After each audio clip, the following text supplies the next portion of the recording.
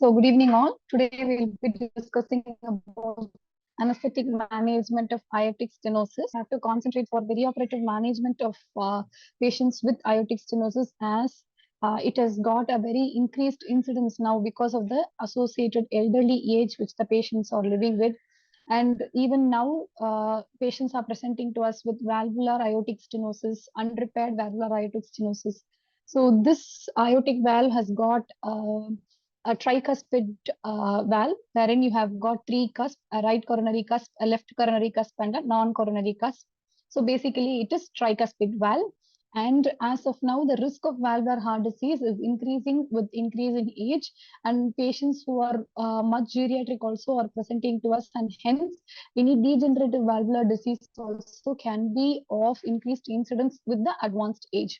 And many of the stenotic lesions and regurgitations, they are presenting in common to common, and hence understanding the pathology of these stenosis and regurgitation is very important. The causes can be, the primary cause nowadays presenting to us in our generation also is a tricuspid valve, which is degenerative calcific valve. And prior, when I was doing my UG and all, we used to see a lot of rheumatic valvular heart disease. And it can also be because of a congenital heart disease, which is secondary to bicuspid valve, wherein there will not be three cusps, but there will be only two cusps, and both of it will be either a right coronary cusp or a left coronary cusp. And the grades of aortic stenosis, wherein if you see any European guidelines or any other guidelines, you would simply see a velocity or a mean gradient and a peak gradient. But according to AHA guidelines, it gives like whether the patient is at risk for aortic stenosis, whether the patient is asymptomatic aortic stenosis or asymptomatic aortic stenosis. The asymptomatic aortic stenosis can either be severe or the severe aortic stenosis can be either severe or symptomatic or asymptomatic. So, according to the AHA guidelines, the grades are at risk of aortic stenosis. Who are at risk? Whoever has got a congenital abnormality of the valve or a bicuspid aortic valve, who has got an aortic valve sclerosis, in whom the valve hemodynamics will be where the aortic Vmax is less than 2 meters per second with the normal leaflet motion. Any patient who has got a bicuspid aortic valve or aortic sclerosis can develop a potential aortic stenosis at later years. And these patients who are at risk will progress to aortic stenosis, where the patient has got a mild to moderate leaflet calcification or fibrosis or a bicuspid valve with a reduction in motion, or when the patient has got a rheumatic valve changes with a commissural effusion. So the valve hemodynamics will be any valve, aortic valve max, Vmax of 2 to 2.9 meters per second. And one should very importantly remember about the mean gradient. When the mean gradient is less than 20, it is a mild aortic stenosis. When it is considered moderate is when the Vmax is 3 to 3.9 and the mean gradient is 20 to 39. So in these patients, the hemodynamic consequence will be the patient at this symptom stage will have a left ventricular hypertrophy, and hence these patients will have normal ejection fraction, and they may have an initial sort of early diastolic dysfunction. And the normal valve area to begin with will be 2.6 to 3.5 centimeters square. And those are the subsets of patients who were at risk, mild and moderate AS. These are the subsets of patients who have severe AS but remain asymptomatic. So who are those patients would be? Those who have a severe leaflet calcification or fibrosis, or who has got a congenital stenosis with reduced leaflet opening. In any patient with a severe symptomatic or asymptomatic AS, their valve Vmax will be more than 4 meters per second, and their mean gradient will be more than 40 millimeters of mercury, and their valve area would be reduced to less than 1 centimeter square.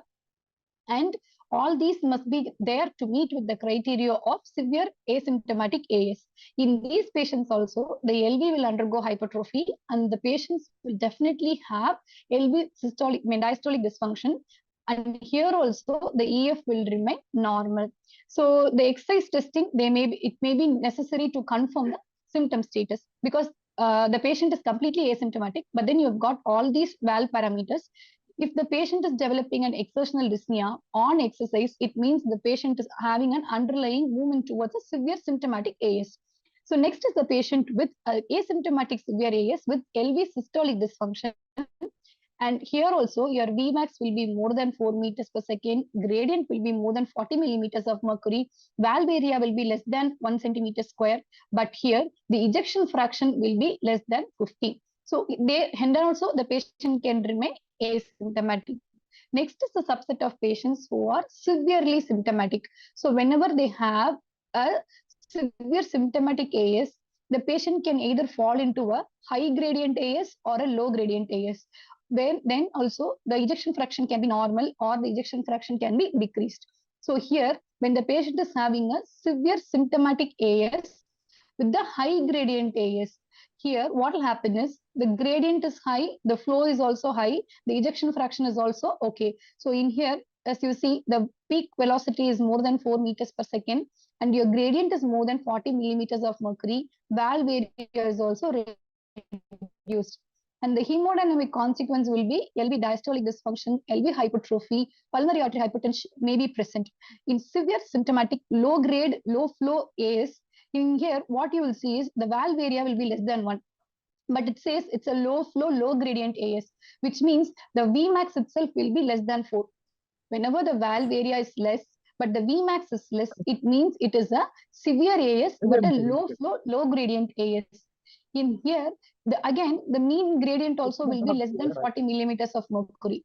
Only one criteria of valve area less than 1 is fitting the severe AS criteria, but you see the Vmax and mean gradient are decreased than what it should be. So that is low grade, low flow, low gradient AS. So in here, your ejection fraction also will fall down. The flow across the valve is less because the ejection fraction is less. Because the flow across the valve is less, your Vmax is less. But it doesn't mean the patient is having a good criteria. It means the valve area is less and the mean gradient is also less because the flow across the valve is less. These are the subsets of patients who will have an increased risk of perioperative morbidity and mortality because their ejection fraction is decreased in spite of patient having a severe left ventricular hypertrophy and diastolic dysfunction and aortic stenosis. The flow across the valve itself is very less. And these are the subset of patients who are symptomatic, severe, low gradient AS with the normal EF or paradoxical low severe AS.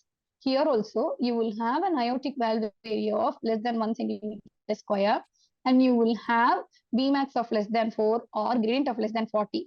But here, your ejection fraction will be normal. But all the patients with severe symptomatic AS will have LV diastolic dysfunction and restrictive diastolic filling in case of normal gradient or a low gradient AS with the severe symptomatic AS. I hope I'm clear with this. And this is the echocardiographic picture of AS. Wait, just a second. So in here, these are the echo images of AS. As you can see, it's a tricuspid aortic valve, wherein the effective orifice area itself is shown to be 0.55 meter square. And as you can see in here, this is the velocity time integral against or the continuous wave Doppler against the aortic valve opening. And you can see the aortic valve VTI here. Just let me zoom in. So as you can see, it's aortic valve VTI. Severe aortic stenosis is any Vmax more than 4 meters per second and mean gradient of more than 40 millimeters of mercury. As you can see from here, this is the aortic valve VTI. See the Vmax, it is somewhere around 5.56. It is more than 4 meters per second. And hence, this is a severe AS. And again, if you see the mean gradient, the valve mean gradient should be at least more than 40 to say it's a severe AS. And here it is more than 80, I mean, it is 83, close to 83. The mean pressure gradient is 83. And hence this patient is having a severe AS. If this patient is falling under symptomatic AS or asymptomatic AS, the patient should give history of it. So noting from here, the valve area is less than 1 centimeter square, mean of 83 and Vmax of 5.6, it means the patient has got a severe valvular AS, which is a high gradient AS. And again, you can see the valve, this is a image which shows a calcified aortic valve, and this is a transgastric view which shows a hypertrophied LV, basically to say that the aortic stenosis patients will have a concentric LVH. And this is one echo image which to show